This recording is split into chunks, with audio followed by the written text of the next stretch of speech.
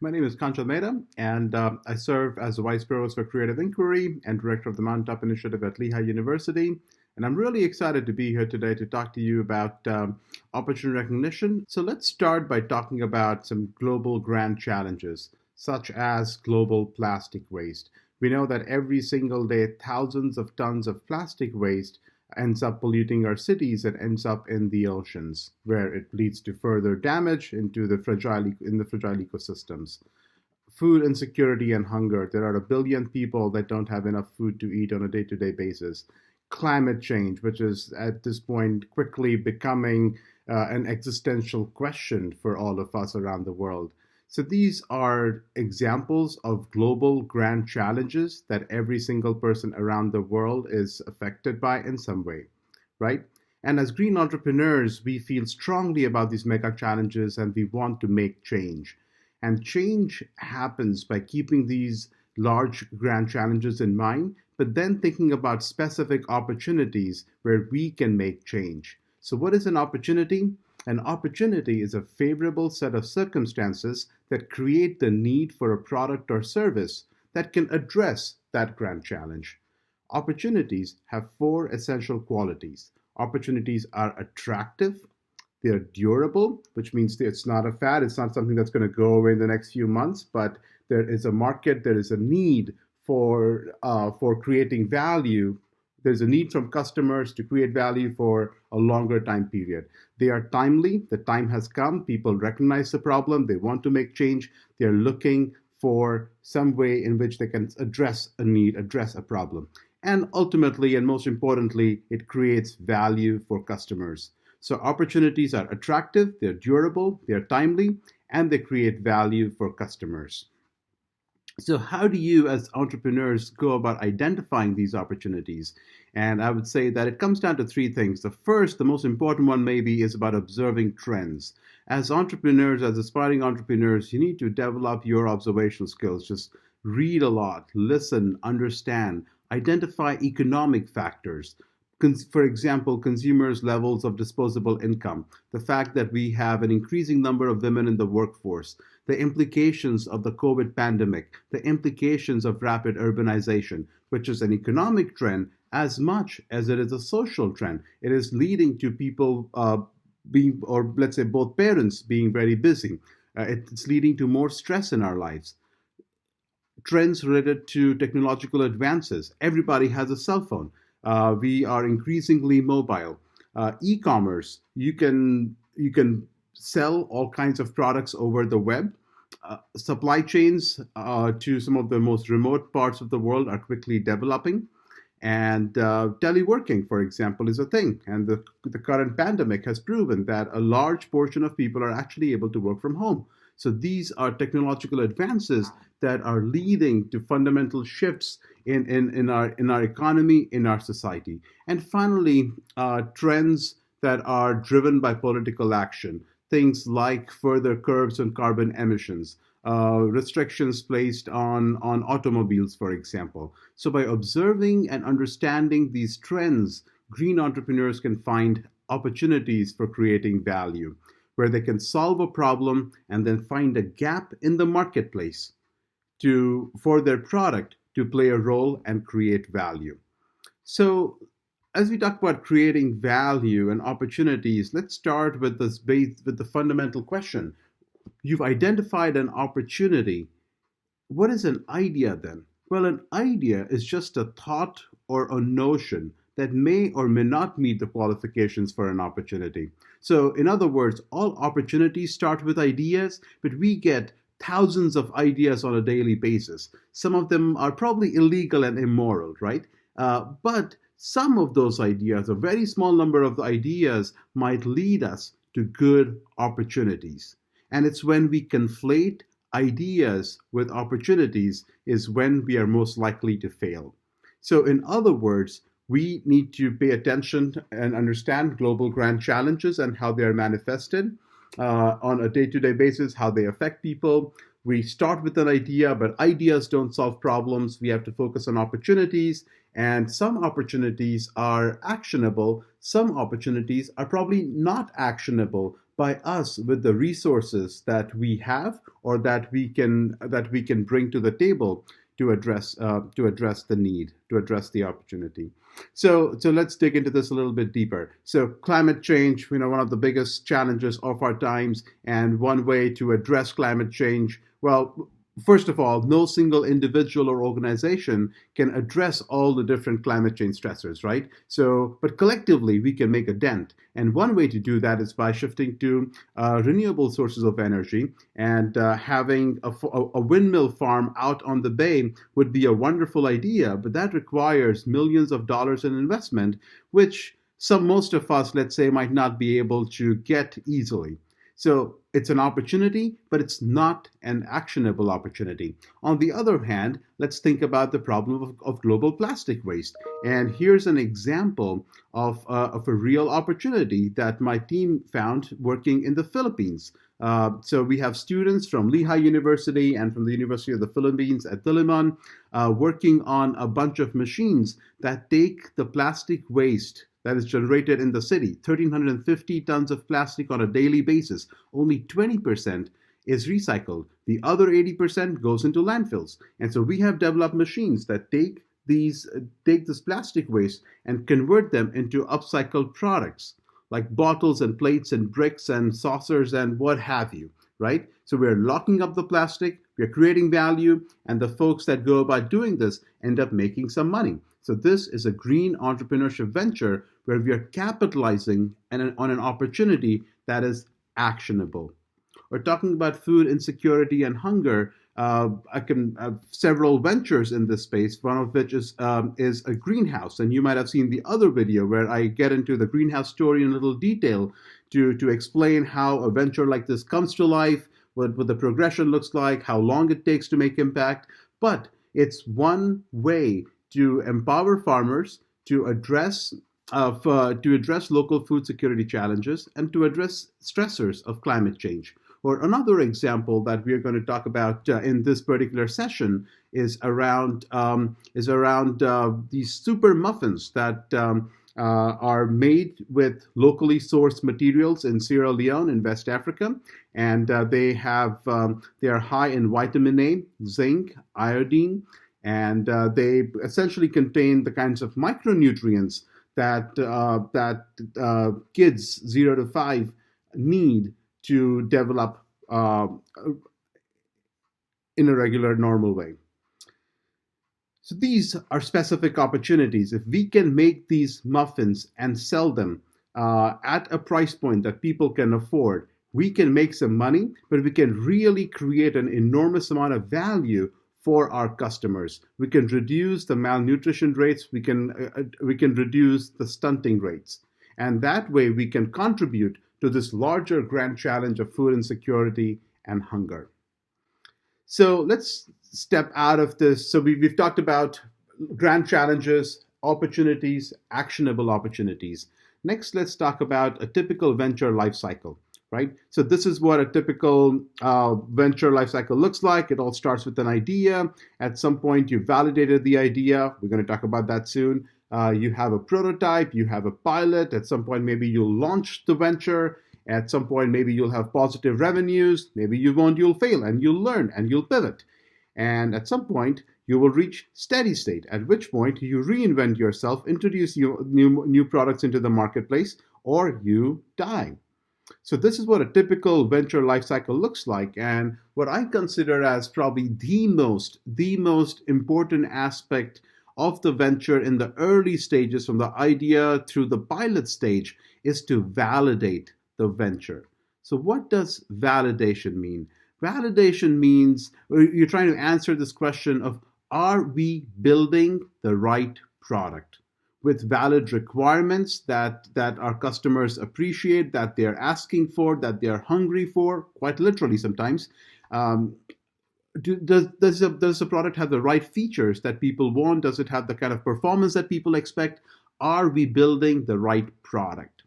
And that's where validation is different from another process called verification, which comes further downstream when you have built the product and you are trying to say, okay, this is what we set out to build. Is our product actually meeting those requirements, meeting those expectations? So we wanted, for example, with our magic muffins, with our super muffins, a certain amount of vitamin A or zinc, a certain taste profile that our customers really enjoy and they're going to eat on a regular basis. And did we get it right? Is what verification does.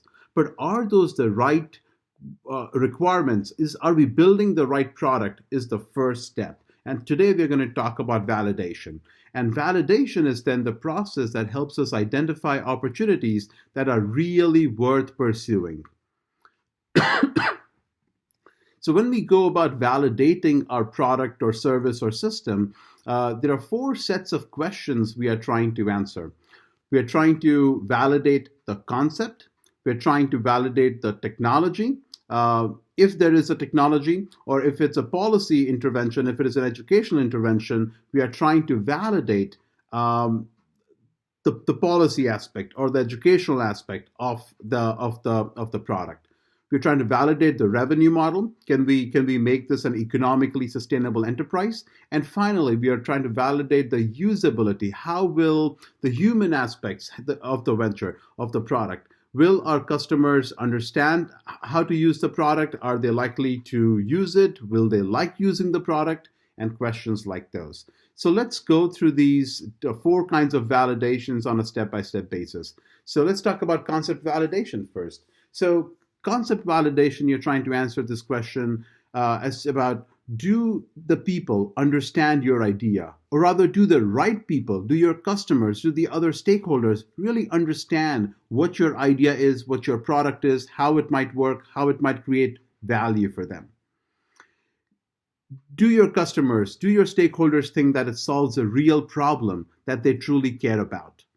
Do they think that it will actually work in their context? Do they believe that it'll be successful? What demographics, like what age profiles, what health profiles are more likely to accept the product? Or maybe it's not as much of a demographic question, but a psychographic question, a certain way of thinking. So a good example of this would be the entrepreneurs that are marketing vitamin water, right? So that vitamin water, for example, is not as about a certain demographic, as much as it's about a certain psychographic, a certain customer segment that cares about healthy eating, and they want to stop drinking regular water and drink vitamin water. It's a way of thinking, it's a way of life, right? So think about the demographics and psychographics of your customers that are most likely to accept your product. So let's kind of come back to these magic muffins that we are working on in Sierra Leone. What did the concept validation for this product look like? So the first question was, what kinds of snacks do people eat, and how do they get to those snacks? And we found that people actually use, or rather eat, a number of different snack products like sausages, like fresh fruits, and they get it through a network of small vendors, a number of street vendors that have baskets, and they go from street to street and they sell these products. Or they have little carts on which they go around into the neighborhoods and they sell these sausages. So those are ways in which these snack products reach the people. We found that people actually like eating cakes, and there are several products like different kinds of breads, fried breads, cakes that are sold as snacks. And so we said, okay, if people are willing to eat bread, if people are willing to eat cakes as a snack, you know what, they might be willing to eat muffins. And we talked to a lot of different people. So here's a meeting in progress where we are talking to all these mothers in Sierra Leone. We talked to the director for nutrition for the entire country. We talked to the nutritionists at the district level, and that was probably one of the most compelling conversations, because they told us how the stunting rates at the national level are close to 30%. And in some districts, including the districts that we are working in, that number is almost 40%. Now, that is good validation that this is a real challenge. Does it mean that our product is valid? Not yet, but it tells us that we are on the right track. And if we can create value, if we can come up with a product, we will address a larger need that this community, that this marketplace has. And then we talked to mothers, we talked to nutritionists, we talked to we talked to children, and we validated that people would be willing to eat these muffins if they were in the marketplace at a price point that they could afford. So the concept was thus validated, and we said, okay, now let's look at the technology. Are we actually able to produce these muffins at a certain price point? So in this case, the technology was about having access to a bakery. And we found that it was actually very doable because there were a whole bunch of bakeries with very little difference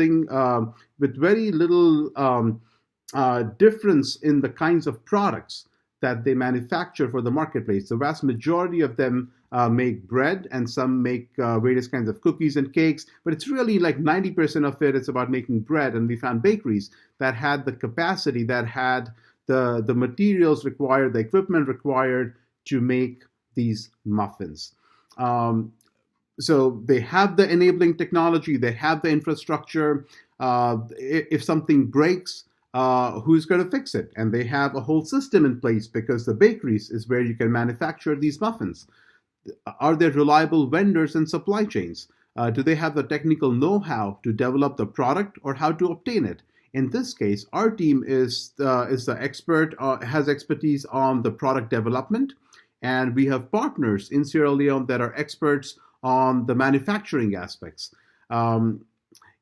If you have a more complex technology, is it ready for the marketplace? Is it better? Is it faster? Is it cheaper? By how much? Is it significant, or is it such a small incremental change that people are like, well, yeah, that's a little better, but what I have now, for which I'm paying price X, is good enough for me?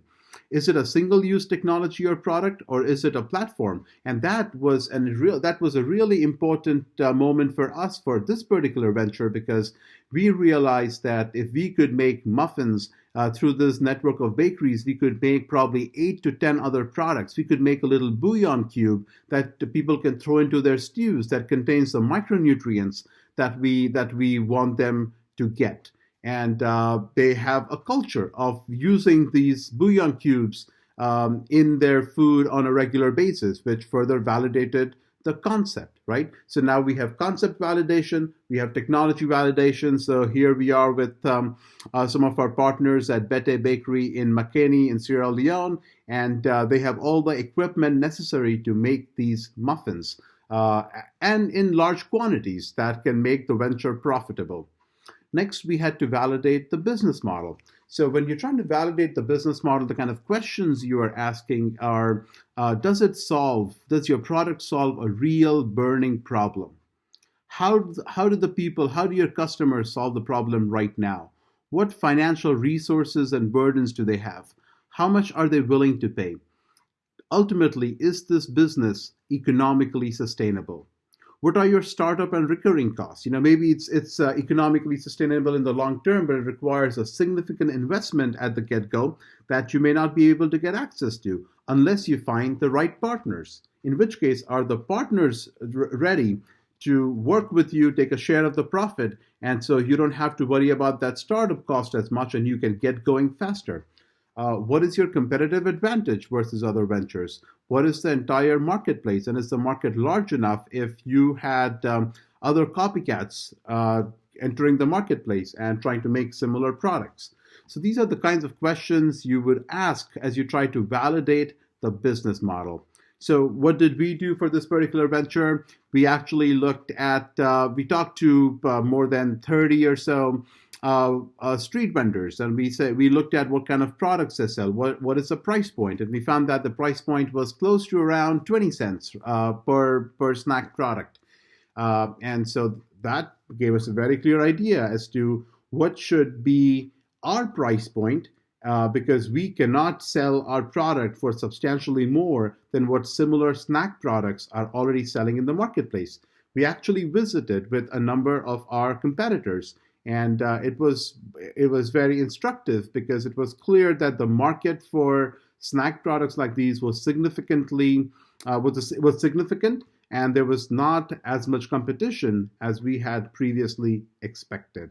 And by the way, I would digress a bit and say that this idea that there is no competition to your product is never true. You're always competing. If there are not directly competing products, there are competing approaches, and you're always competing with the default. People can always do nothing. People can always not buy your product. So you validate the concept, the technology, the business model. And so we know that if we make about 500 of these muffins and sell them at a price point comparable to what other snack products are selling for, we will make a decent profit. The final question, and one that is often ignored, is around the human aspects of the product, around the usability aspects. So these are questions like how easy or difficult is it for each stakeholder to interact with the product? Will people use your product? How does it compare to to the user experience of alternate approaches? Will they be able to maintain the product? And so on. So in this case, what does usability testing look like for a muffin product? Well, you got to eat it, right? The proof is in the pudding. The proof is in the muffin. And so we actually made these muffins for more than 400 mothers and their kids, and we invited them over at various churches and community centers, of course, after getting approval from all the appropriate entities in the health space, in the food space. And then we let them taste the muffins. And we found that the vast majority of them, more than 95% of the kids and their mothers, actually liked the product. And they said, yeah, this is something we could eat on a regular basis. And it was comparable to some of the cakes, some of the other products that they were already accustomed to using, to eating, except that our product, unlike other products in the marketplace, had all these micronutrients that are critical for the children. So that was the ultimate usability validation for the muffins. And that's what the muffins look like. And now that we have validation on the concept, people like the idea of having these nutritious muffins. We can manufacture these at scale through a network of bakeries. And we can do it in a way that actually makes a profit, and people actually like these muffins. Now that we have that validation, we are ready to go into the pilot stage where we will start manufacturing these, starting with about 500 muffins a day and getting it out through the street vendor network, through supermarkets. And doesn't mean that we're done. It means that we are on to the next stage, and we constantly have to keep learning and keep listening to our customers and keep modifying and adapting our product to the evolving tastes. The final and the most important thing I would say is that this is an aspirational product, and that's how we are framing it, right? You can eat the regular muffins or you can eat the super muffins. And so the design, the messaging that goes with the product is particularly important. So to do a quick recap, think about the grand challenges, but don't get bogged down, because this is fighting climate change, fighting food insecurity and hunger is not something that you can do by yourself, but you can contribute to solutions. You can make a dent through your ventures over time. And when you look back and you realize, wow, one step by step, we've come such a long way and we've had so much impact. So it's a journey, and you're more likely to be successful if you validate your product, specifically validate the concept, the technology, the usability, and most importantly, the business model. Thank you.